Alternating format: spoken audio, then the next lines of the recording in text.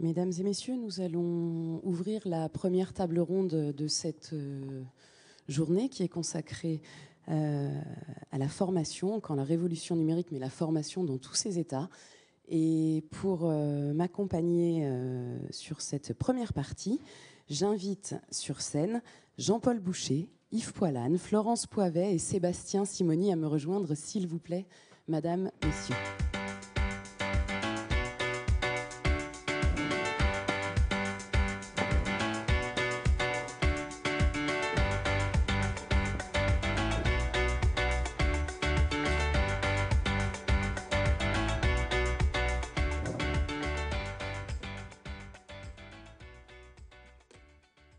Alors, Monsieur Boucher, vous êtes président du groupe CESI, qui est une organisation d'enseignement supérieur et de formation continue. Vous proposez également de l'alternance et de l'apprentissage.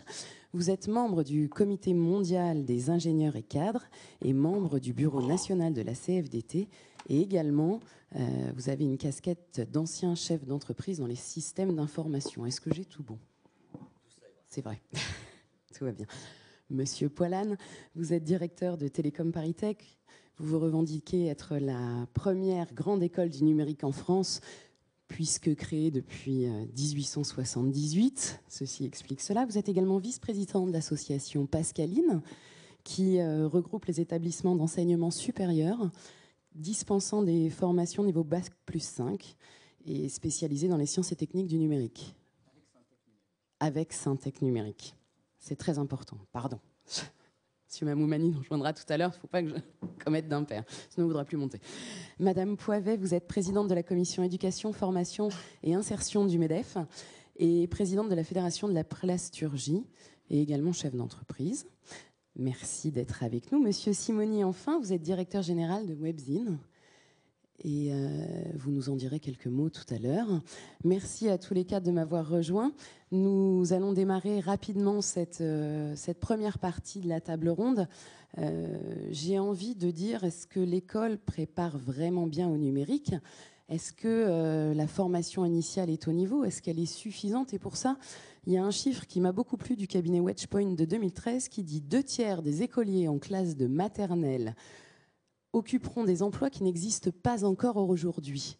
Alors moi, ça m'a fait un petit peu réagir et ça m'a donné envie de commencer par parler des tout petits parce que la formation démarre très jeune. Monsieur Simoni, vous êtes à l'initiative de Robotic Camp en Corse. Est-ce que vous voudriez bien nous en dire quelques mots? D'abord, donc je suis chef d'entreprise. On a une start-up qui a 35 employés, qui édite un logiciel qui s'appelle Good Barber, qui permet de faire des applications mobiles. Et on a des clients dans le monde entier. On a 75% de nos clients hors de France, mais on a des problèmes bien locaux, qui sont des problèmes de recrutement et de recrutement d'ingénieurs.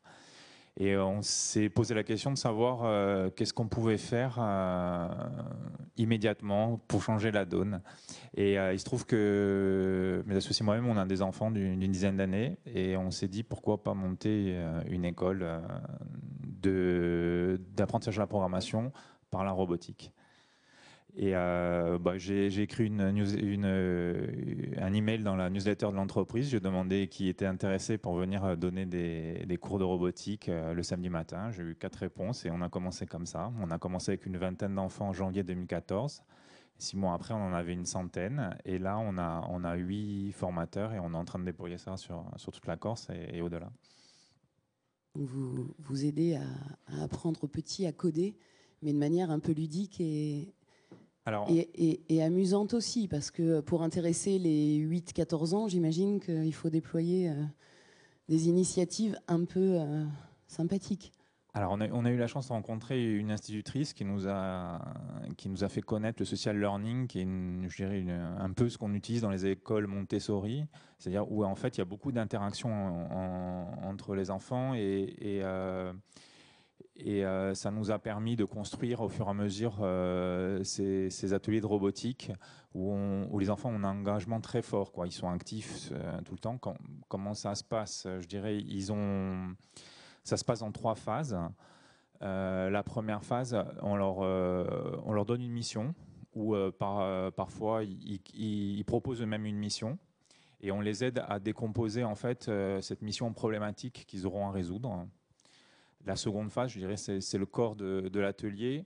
Là, on utilise des robots Lego qui peuvent être programmés avec une interface graphique et qui peuvent être customisables comme le sont des Lego. Et ils développent là leur capacité à réaliser et de séance en séance. Ils prennent vraiment confiance en eux et confiance dans leur capacité à résoudre ces problèmes.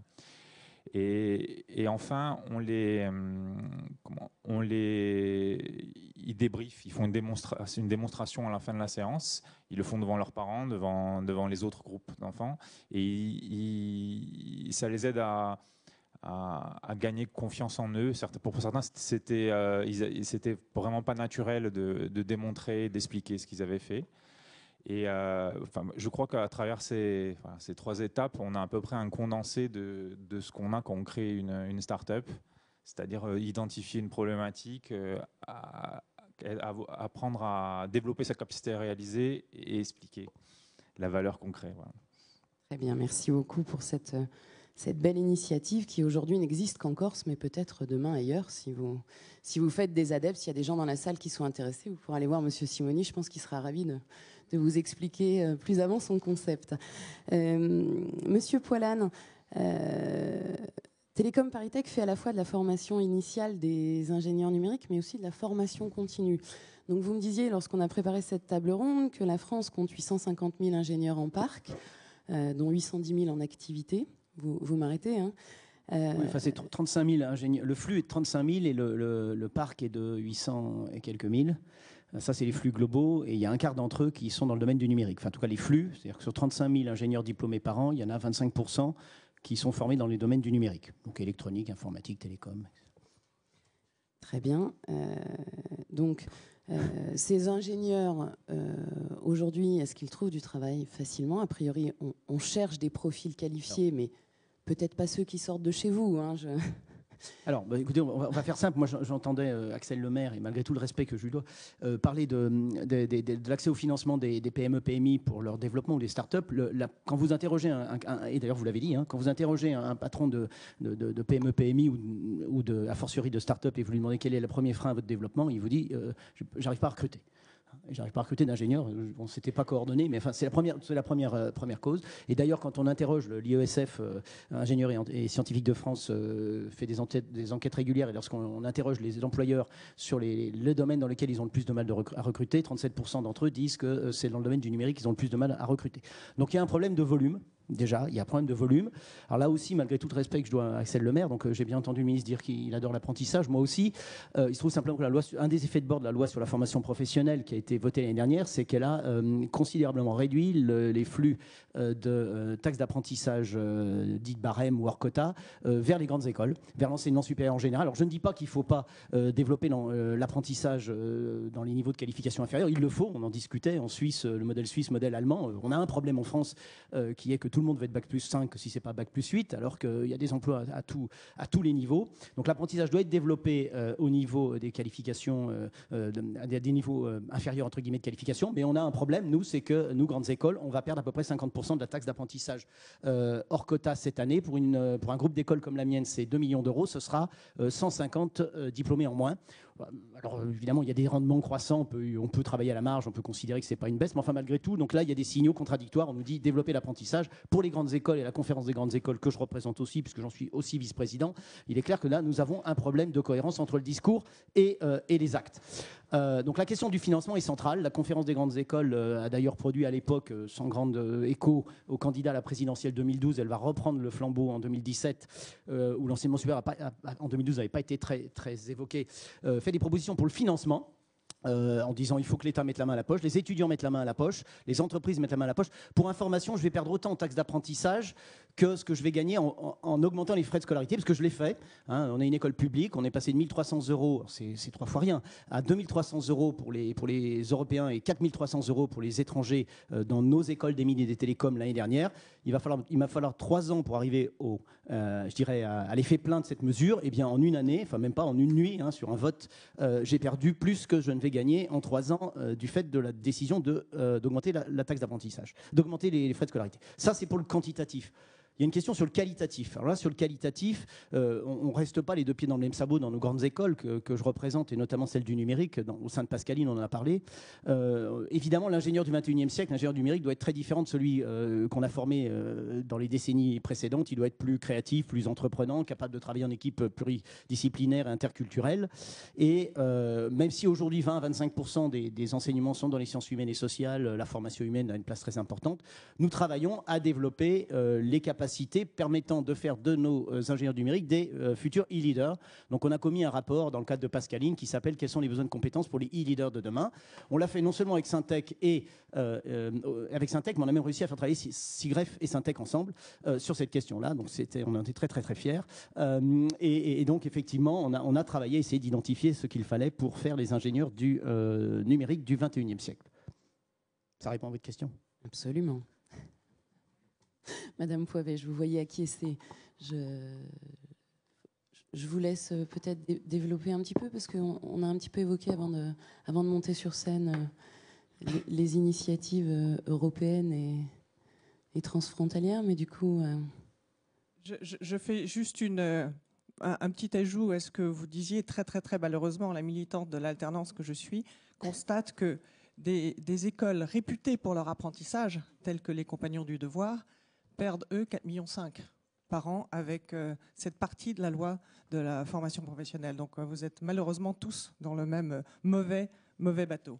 Alors, l'industriel et la présidente de la Fédération de la plasturgie que je suis, on est évidemment formidablement interpellés par le numérique. J'ai envie d'aborder la question de la formation à travers deux interpellations. La première, pour nous, évidemment, c'est l'impression 3D. L'impression 3D, c'est à la fois un process complètement nouveau. Et Axel Lemaire le disait tout à l'heure, on a besoin d'aller plus vite en innovation. C'est un booster de créativité, un booster d'innovation. Mais c'est aussi un outil de business model complètement différent. On va devenir, avec la 3D, on va devenir des consommateurs producteurs. On va potentiellement, dans certains secteurs et dans certains pays, passer de la production massive à la production par la masse. Tout ça, c'est des nouveaux business models induits par le numérique et par le 3D. À partir de là, une mauvaise nouvelle et une bonne nouvelle. Une mauvaise nouvelle, c'est que nous constatons à la Fédération de la plasturgie que nos entreprises sont très loin de s'être appropriées la 3D, même en curiosité. Donc des journées comme aujourd'hui, elles sont faites pour faire progresser les choses, et nous avons effectivement la responsabilité, nous, de permettre à nos TPE, PME, puisque c'est essentiellement ça, la plasturgie, de rentrer dans le sujet. La bonne nouvelle, c'est que nous avons fait un référencement dans les 57 établissements qui enseignent de la plasturgie. Tous ont la 3D. Et depuis un certain nombre d'années. Donc ça, c'est extrêmement positif. Deuxième élément de cette bonne nouvelle, nous étions la semaine dernière avec Thibault Langsade à la finale nationale des mini-entreprises. La mini-entreprise, c'est dans des collèges, dans des lycées, une classe qui, avec son professeur de technologie et un chef d'entreprise ou un cadre dirigeant de l'entreprise, crée une mini-entreprise et se mettent vraiment en condition de construire, de créer une entreprise. Avec l'organisation d'une entreprise, ils doivent offrir un produit qu'ils fabriquent, si c'est un produit, ou un service qu'ils doivent proposer. Ils payent leurs impôts, enfin bref, ils se mettent en situation d'entreprise. Et à la finale, qui regroupait, je dirais, les médailles d'or de chacune des régions, donc des 22 régions, trois des sujets et des objets proposés étaient issus d'une fabrication 3D. Et les jeunes qui expliquaient, c'était donc des jeunes de 3e en l'occurrence, trois projets de collège de 3e, qui expliquaient avec une maîtrise du sujet comment comment ils avaient abordé cette nouvelle technologie et comment ils en tiraient tous les partis pour pouvoir produire des produits complètement étonnants pour leurs clients.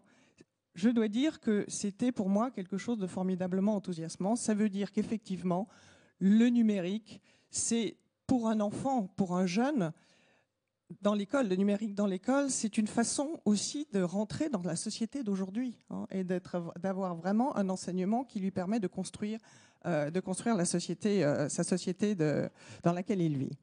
La deuxième interpellation, c'est lorsque j'observe que des entreprises, par exemple Nestlé, mais il y en a bien sûr d'autres, utilisent les MOOC et toute la suite, hein, des MOOC, non seulement pour former leurs collaborateurs, mais pour former leurs clients. C'est-à-dire qu'ils en font un levier de marketing. Et je me dis, c'est quelque chose que je vais devoir utiliser dans mon entreprise. Mais si j'ai à l'utiliser dans mon entreprise, il faut que j'ai des collaborateurs qui aient cette culture. Parce que aucun d'entre nous n'avons créé notre site web sans avoir préalablement visité des sites web et les avoir utilisés, que ce soit ceux de nos fournisseurs, de nos clients. Enfin bref, au début des sites web, c'est comme ça que ça fonctionnait.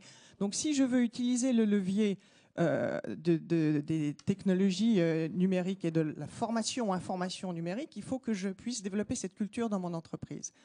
Et là, une bonne nouvelle, une mauvaise nouvelle. La bonne nouvelle, c'est que la réforme de la formation professionnelle que j'ai eu la délicate mission de piloter pour le MEDEF, mais pas la partie apprentissage, pas la partie taxe apprentissage du tout, hein, eh bien, elle a, et c'est vraiment une bonne chose, elle a complètement libéré l'innovation pédagogique dans ses contenus, mais aussi dans ses outils. Et là, c'est à nous, entrepreneurs, de devenir, il faut vraiment s'approprier cela, il faut se l'accaparer. Nous devons devenir des clients extrêmement exigeants à l'égard des organismes de formation, qu'ils soient écoles ou qu'ils soient privés. Ils ont aujourd'hui la possibilité de nous offrir des formations totalement ciselées, hein, aux besoins de nos collaborateurs et de nos entreprises, et qui seront des formations qui auront la reconnaissance dont nos collaborateurs évidemment ont besoin. Donc ça, c'est la bonne nouvelle. Allons-y, sans modération, il faut s'accaparer cette ouverture. La mauvaise nouvelle, c'est que si je regarde un peu ce qui se passe dans les pays anglo-saxons, mais que je regarde aussi ce qui se passe aujourd'hui dans les pays en voie de développement, nous avons un système éducatif qui, globalement, même s'il fait rentrer le numérique, reste encore très marqué par la culture du sachant et des apprenants, et qui bloque un peu cette dynamique aujourd'hui de formation qui est une dynamique de communauté apprenante. Donc je pense que là, il y a encore beaucoup de chemin à faire. Il faut qu'on pousse les uns et les autres dans ce sens aussi. Merci Madame Poivet. Monsieur Boucher, vous accompagnez au CESI chaque année plus de 20 000 étudiants et salariés dans leur développement professionnel, évidemment. Et vous m'avez dit, quand on a préparé, nous, on joue finalement sur les deux leviers, les salariés et les entreprises. Vous voulez bien nous développer cette partie-là ? Oui. Alors d'abord, je m'exprime au nom, effectivement, d'une présidence paritaire. C'est important de le rappeler. Donc ce matin, vous avez le président d'un groupe de formation qui est le leader dans le domaine de l'alternance et de l'apprentissage en enseignement supérieur. J'ai bien entendu les messages qui ont été adressés tout à l'heure. Et cet après-midi, vous aurez le vice-président du groupe CESI, la personne de Robert Vassoyant, qui doit intervenir également dans une table ronde et qui est le directeur général de Cisco. C'est important de rappeler ça parce qu'on a autour de la table de cette présidence paritaire les 5 organisations syndicales dans ce pays. Et on a aussi la présence du MEDEF, de l'UIMM, donc des fédérations patronales, et d'un certain nombre d'entreprises. On peut en citer 2 ou 3, Cola, Lafarge, également Cisco. Donc ce travail est un travail effectivement... Alors pourquoi je dis ça ? C'est parce que cette double proximité, finalement, à la fois aux entreprises et aux salariés, qui sont dans ces entreprises, et une double proximité qui est présente sur tous les territoires. Je crois que c'est important. Enfin, j'ai entendu un certain nombre de messages ce matin sur la question de l'accompagnement. L'accompagnement, il peut prendre plusieurs formes. Celui que l'on utilise, nous, notre levier, c'est effectivement celui de la formation, hein, et de la formation en particulier des salariés qui sont dedans.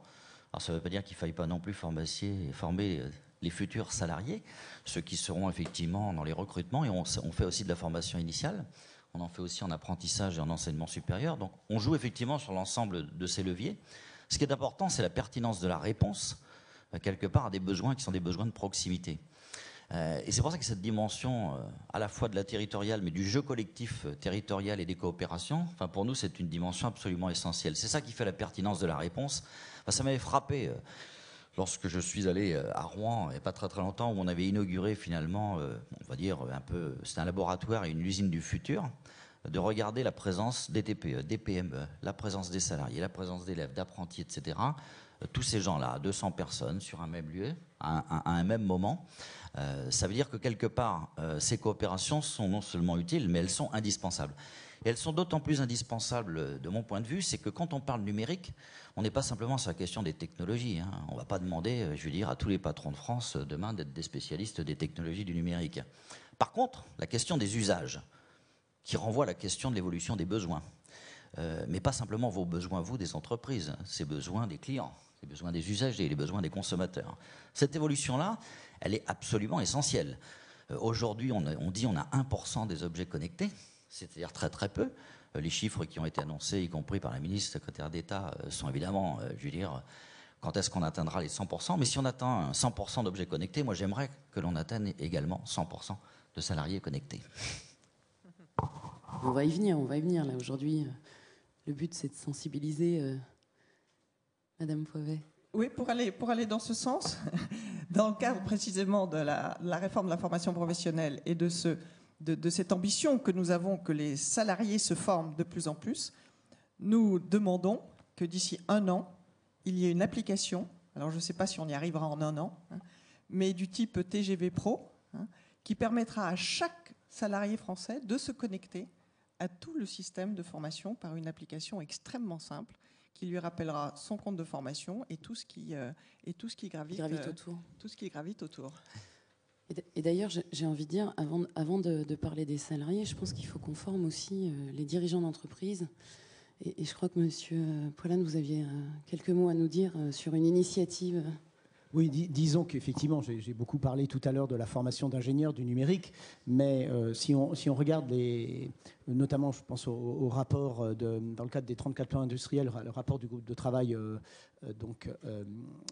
Hermelin-Bourdoncle sur le big data, il apparaissait, le big data étant un volet du numérique et un volet aujourd'hui important, c'est-à-dire comment exploiter au mieux les gros volumes de données que produisent aujourd'hui les systèmes d'information de tout type ou les traces sur Internet.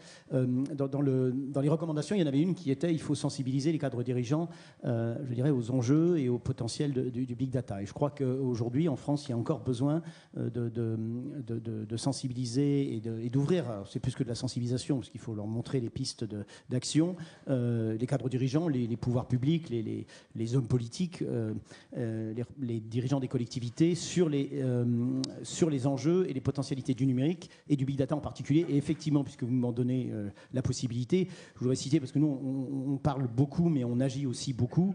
On a lancé, j'ai lancé avec mes potes d'HEC, d'AgroParisTech et d'NSAI, une formation de sensibilisation des cadres dirigeants au big data. Donc j'en profite pour en faire la publicité. Il se trouve que la première session se tient en ce moment même, aujourd'hui même, sur le campus HEC, et qu'on va renouveler l'opération à partir de la rentrée scolaire prochaine pour sensibiliser les patrons de PME, PMI notamment, parce qu'après il y a des entreprises, les grandes entreprises se sont dotées de Chief Data Officer ou de Chief Digital Officer et commencent c'est pas d'aujourd'hui qu'elles s'intéressent au numérique, heureusement, mais enfin, elles accompagnent la pénétration du numérique. Pour les PME, PMI, c'est plus difficile, et nous proposons donc des formations d'une journée, parce qu'on sait que le temps des patrons de petites entreprises est compté, pour les ouvrir aux enjeux et aux potentialités du numérique, et particulièrement du big data. Et nous avons 3 formations qui vont être lancées, une autour des enjeux du numérique et du big data dans la relation commerciale, la relation client, une sur les enjeux du numérique dans la production, maintenance, l'efficacité de l'outil de production, puisque effectivement par le biais des objets connectés, par le biais du big data, on peut améliorer le fonctionnement de l'outil de production grâce au numérique. Et puis une troisième, on tente une approche sectorielle sur le secteur agro-biosanté, donc formation autour du thème du big data et des objets connectés dans l'agro-biosanté. Voilà. Donc tout ça, à retenir de mon intervention, que effectivement le numérique dans l'entreprise, c'est beaucoup d'ingénieurs du numérique, mais c'est aussi beaucoup de gens qui ne sont pas ingénieurs, parce qu'il n'y a pas que des ingénieurs en France, les sensibiliser et les ouvrir aux enjeux du numérique. Et on a des alliés dans ces formations ou dans la promotion de ces formations, c'est justement les ingénieurs du numérique qui parfois ont du mal à se faire entendre dans leurs entreprises. Donc on les a assez vite convaincus que leur intérêt, c'était que leurs patrons soient aussi formés au numérique. Voilà. Alors, Madame Poiveux, vous l'avez abordé un petit peu tout à l'heure, qu'on l'appelle MOOC, SPOC, e-learning, distanciel, enfin, peu importe, on en revient toujours à la même chose, c'est se former à distance et progresser.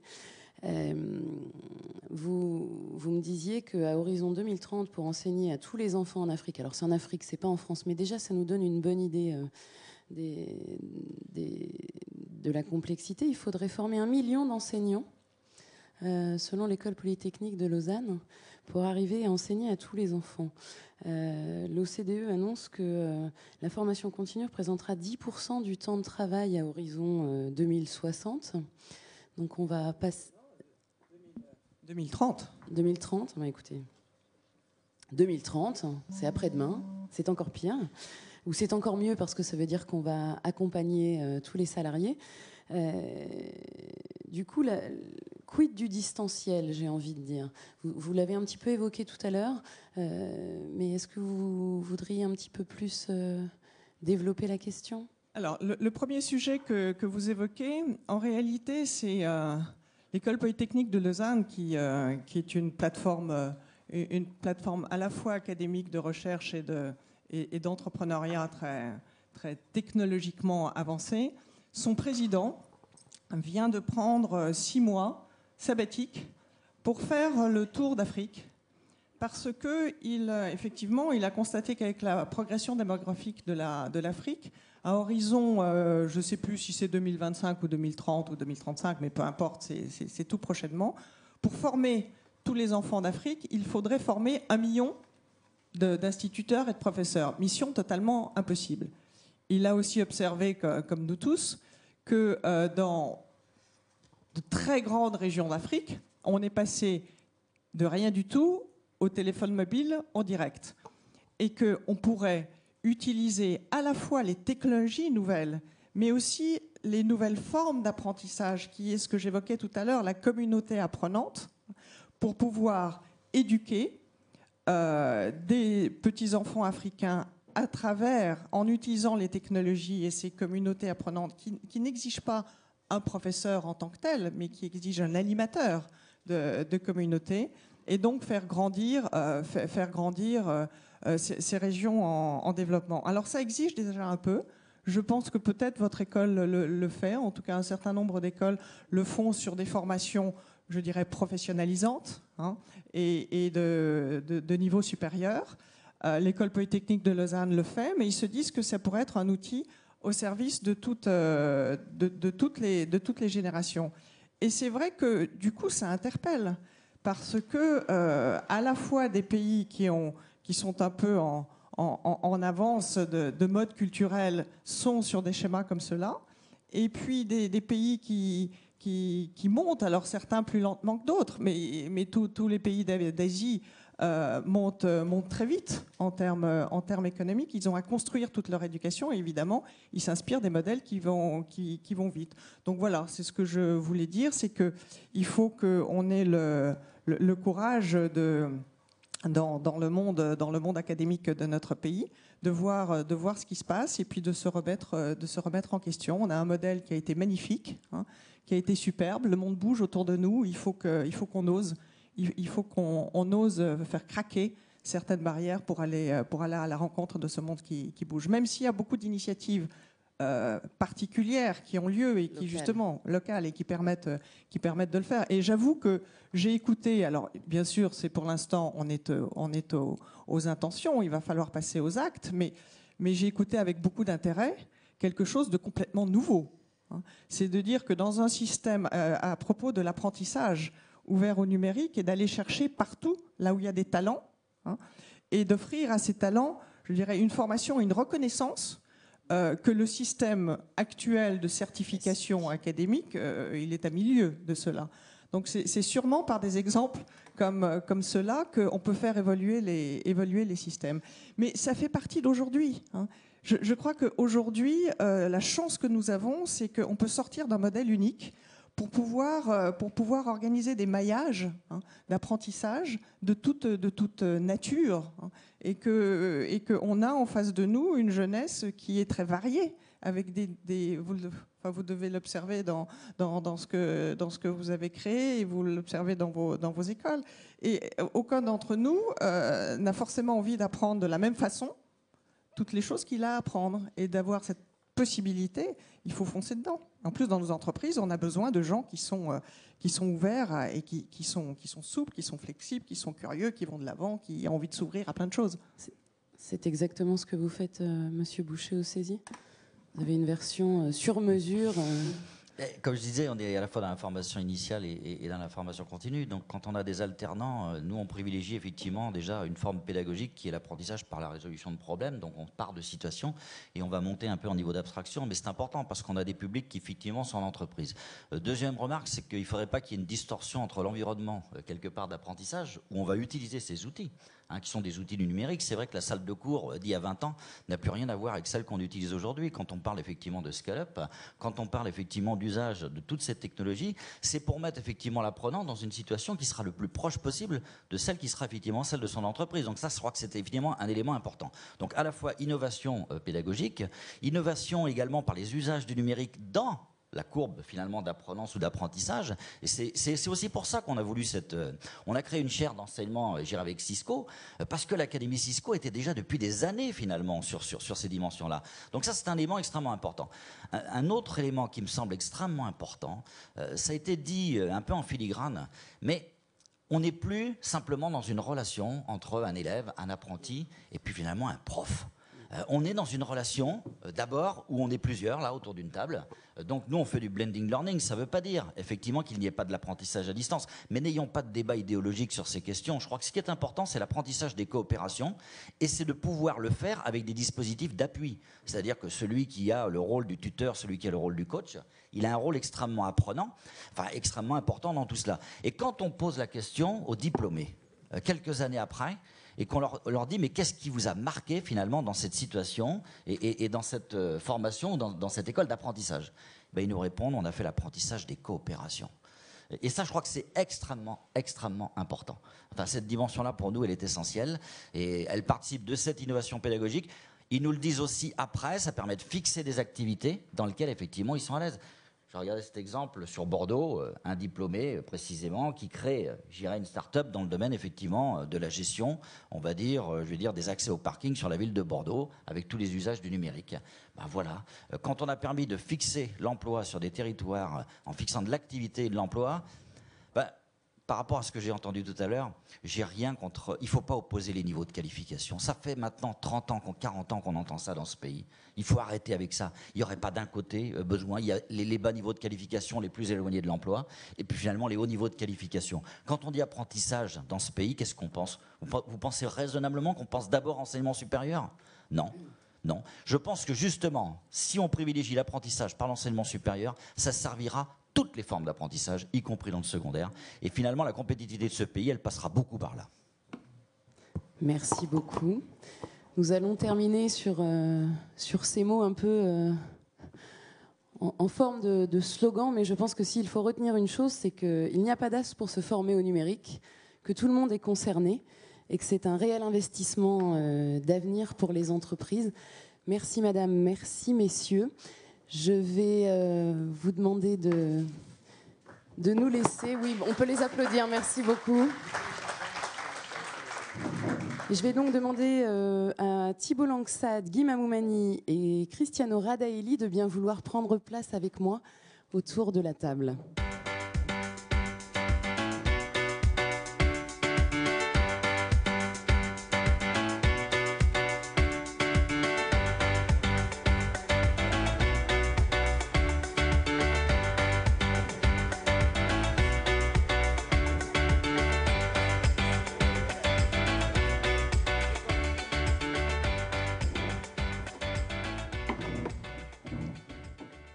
Messieurs, bonjour. Thibault Langsad, vous êtes vice-président du MEDEF en charge des TPE-PME et vous êtes également PDG d'Algolink. Guy Mamoumani, vous êtes entrepreneur, coprésident d'Open Group, 3300 personnes. Vous êtes également président du Syntec numérique qui, avec ses 1500 adhérents, représente environ 80% du marché. Et nous avons monsieur Cristiano Radaeli, qui est président de l'Anitec, qui est une association de premier niveau de la Confindustria. C'est à peu près l'équivalent du MEDEF en Italie. Nous sommes très heureux de vous accueillir aujourd'hui. Et cette association est membre de Digital Europe également. Donc, monsieur, et vous aussi d'ailleurs. D'ailleurs, vous voyez, j'avais mis tout comme le Syntec dans mes notes. Donc, monsieur Radaeli est italien, donc il s'exprimera en anglais. Si vous avez pris des casques à l'entrée, sinon il est encore temps d'aller en chercher un, vous pourrez entendre une traduction simultanée. Donc, merci beaucoup d'être venu d'Italie pour cette première université du numérique du MEDEF. J'ai envie de démarrer avec quelques chiffres d'un sondage Odoxa, les Français et la e-éducation, si vous voulez le bien. 70% des Français considèrent que la France est en retard sur ce sujet. Oups. 87% estiment que l'enseignement du numérique permettrait aux élèves de développer des compétences recherchées sur le marché du travail. Vous allez voir où je veux en venir. Et 58% pensent que la création d'une matière spécifique est nécessaire pour enseigner efficacement le numérique à l'école. Guy, le Syntec fait la promotion de la formation au numérique pour tous. Vous nous en dites quelques mots ? Oui, je vais d'abord dire que, franchement, depuis hier, on peut dire que nous buvons du petit lait au MEDEF, puisque tous les sujets qui sont abordés sont vraiment maintenant appropriés, sont vraiment intégrés. Et je crois que c'est je veux vraiment féliciter le MEDEF pour cette initiative. Et puis, comme vous l'avez vu, en tout cas au moins chez Axelle Lemaire, c'est approprié aussi. Il va falloir qu'elle travaille avec tous les ministres, en particulier ceux de la santé, de l'éducation nationale, pour porter les messages qu'elle a donnés ce matin. Donc 2 mots, en effet, le Syntec numérique s'est très engagé sur la formation, avec un plan de formation à 360 degrés que nous avons présenté au président de la République, justement de l'école primaire aux doctorants, en passant par les décrocheurs, l'attractivité pour les écoles d'ingénieurs avec Pascaline, l'attractivité pour les jeunes filles, et puis aussi pour les chômeurs, sur lesquels nous faisons beaucoup de travail dans l'informatique. Alors pourquoi tout ça ? C'est que finalement, contrairement aux idées reçues, on ne veut pas former les jeunes et les enfants à l'informatique pour former des informaticiens. C'est que nous savons tous maintenant que dans les années à venir, d'ailleurs il y avait une étude de Nelly Cross à l'époque qu'elle avait faite il y a 2 ans, nous savons que 90% des métiers seront concernés par l'informatique et le numérique. Par conséquent, si on veut avoir des citoyens, des travailleurs, des cadres qui sont dans le coup dans les années à venir, il faut absolument que cette formation commence le plus tôt possible.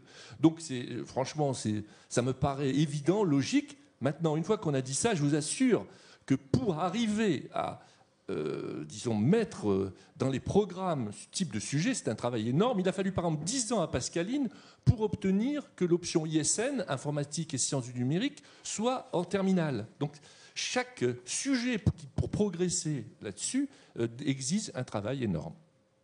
Merci beaucoup, monsieur Langsad. On fait beaucoup de choses et l'Université du numérique en est un très bon exemple au MEDEF.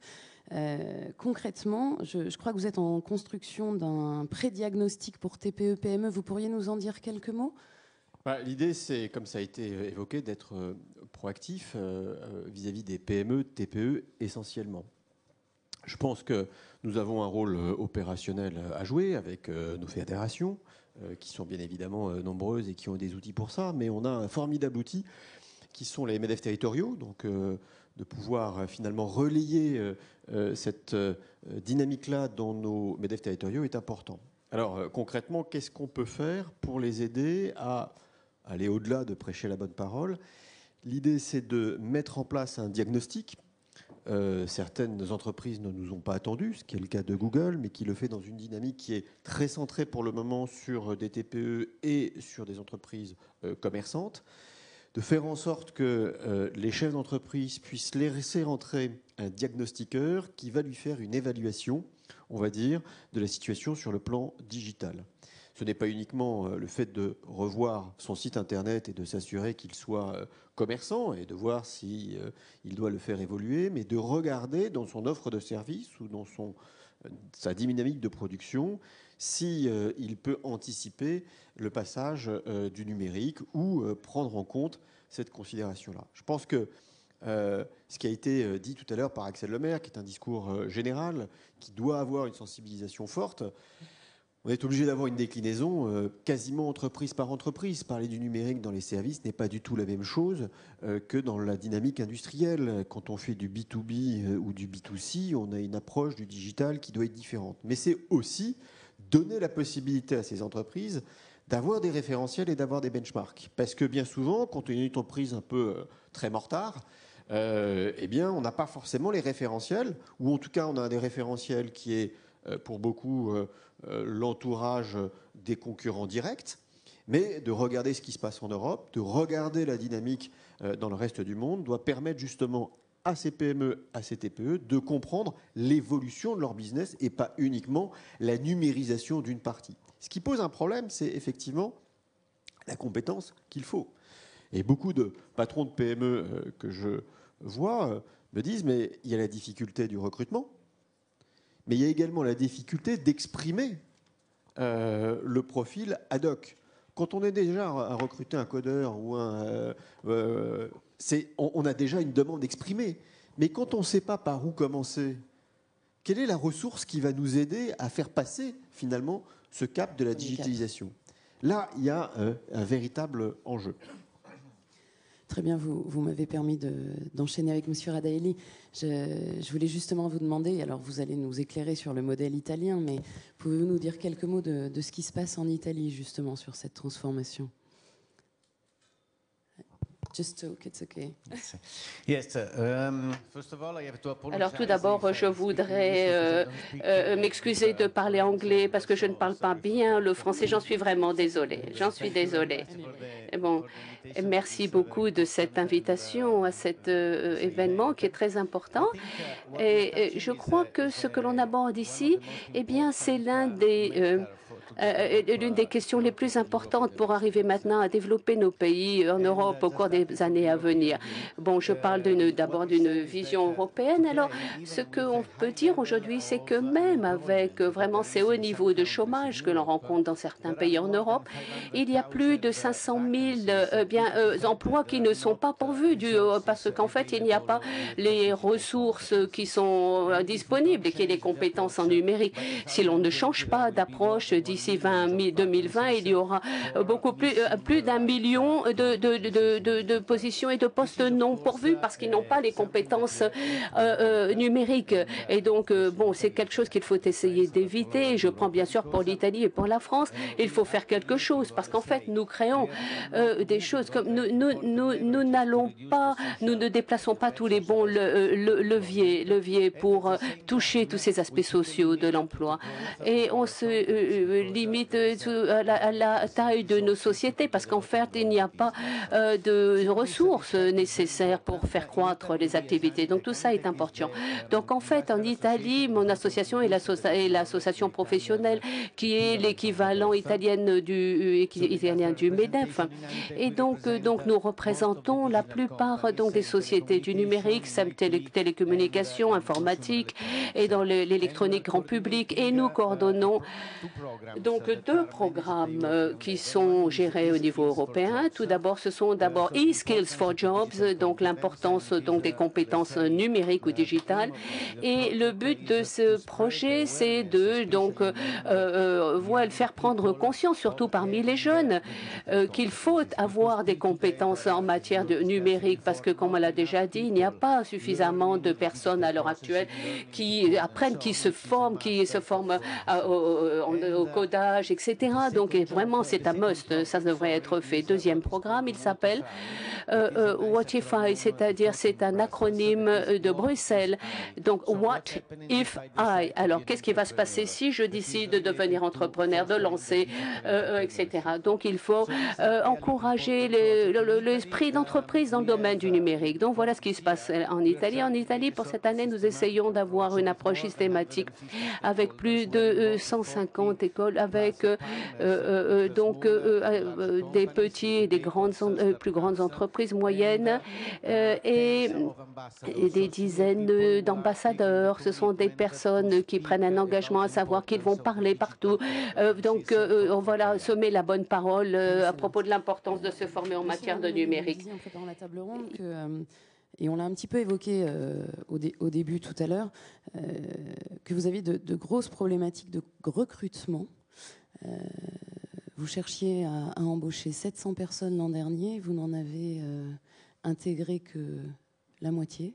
Ça, c'est pour Groupe Open, mais enfin, c'est le cas de la profession, en effet. Oui, c'est finalement, bon, je trouve que c'est un énorme gâchis ce qui se passe là-dessus, puisque dans ma société, on recrute à peu près 600-700 personnes par an. On essaye en tout cas, et qu'en 2014, on a recruté 455. Donc il y avait 145 postes qu'on n'a pas pu pourvoir. Donc 145 finalement jeunes qui auraient pu trouver du boulot, ou moins jeunes, ou chômeurs, mais aussi du business pour nous, et aussi de la compétitivité pour nos clients. Donc c'est vraiment un gâchis énorme. Et quand on le met au niveau de la profession, il faut que vous sachiez que la profession offre 35 000 emplois chaque année. Qu'au bout du compte, bien sûr, il y a du turnover, mais qu'on en crée 10 000 par an depuis 20 ans. Donc, c'est-à-dire que le numérique, les logiciels et services créent 10 000 emplois nets par an depuis 20 ans. Et on est à 365 000 salariés. En plus, 93,7% de CDI. Donc, quand on parle de la précarité de l'emploi des chômeurs, voilà un secteur qui, au contraire, propose de la stabilité et du dynamisme.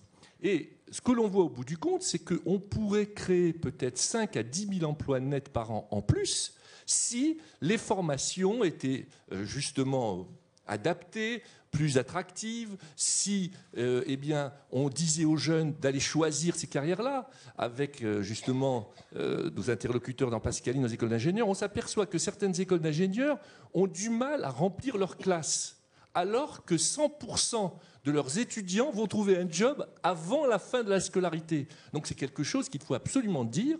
Et je crois, en effet, pour rebondir sur mon homologue italien, que voilà un beau projet européen, voilà un beau projet pour fédérer et pour rapprocher justement tous ces pays européens sur cette vision. C'est autre chose que de parler de ce sujet clivant. Nous avons là, sur notre jeunesse, sur notre compétitivité, sur l'emploi, un projet magnifique qui est d'abord fédérant au niveau européen et qui aura un impact très positif pour l'ensemble de nos entreprises.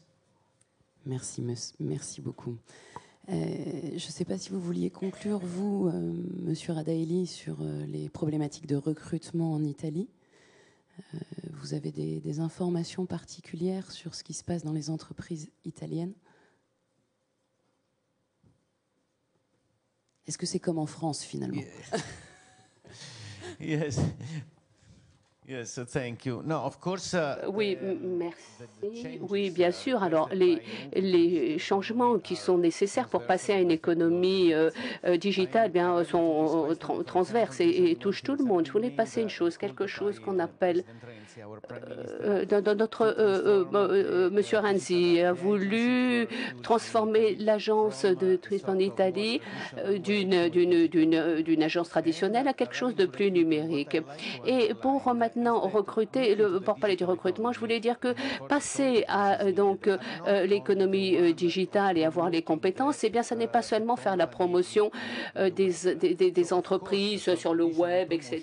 Bien sûr, il faut passer au web marketing, on a pas mal de compétences qu'on ne trouve pas partout. Il en faut des compétences et bien sûr, en Italie, on manque de ces compétences-là. Mais enfin, pour être vraiment concurrentiel et pour permettre aux sociétés sociétés en Europe à être en compétition globalement. Il faut que tous les process deviennent digitaux ou numériques. On a besoin de e-leaders qui gèrent vraiment tous les process et qui intègrent vraiment la chaîne de logistique complète. Alors, bien sûr, depuis les fournisseurs jusqu'à la vente aux clients, il faut que l'on change la façon dont nous faisons la promotion, dont nous gérons les sociétés. Ça n'est qu'à ce moment-là qu'on pourra réussir, nous, entreprises européennes, au plan global. Bien sûr, alors quant au processus de recrutement, bien sûr, il faut des compétences techniques, mais bien sûr, pour certains jobs, c'est absolument indispensable. Et ce qu'il faut surtout,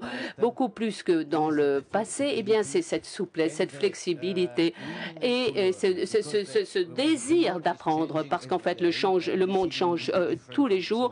Et bien sûr, demain, ce sera différent d'aujourd'hui. Donc, ce sont des gens, les managers, etc., qui viennent et ils doivent avoir cette attitude, à savoir qu'il faut apprendre en permanence parce que le monde change, il faut apprendre sur Internet, etc. Les sociétés, les entreprises ne vont pas survivre. Cette table ronde dédiée à la formation ? Alors, je vais essayer d'être rapide, mais je pense qu'il y a un vrai sujet. Je vais essayer de poser un accent sur la partie PME, TPE. C'est qu'il y a une vraie problématique de recrutement. Et donc ça, c'est quelque chose qui est structurel.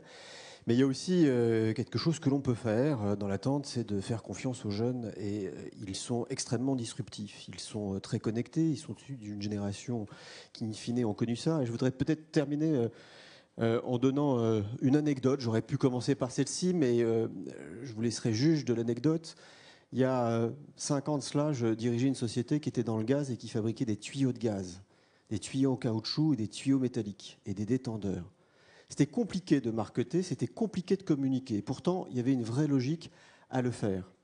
Eh bien, juste avant un conseil d'administration, le jeune marketeur que j'ai recruté, je lui ai laissé le soin de faire quelques planches sur un PowerPoint qui serait une campagne de communication à destination finalement du grand public.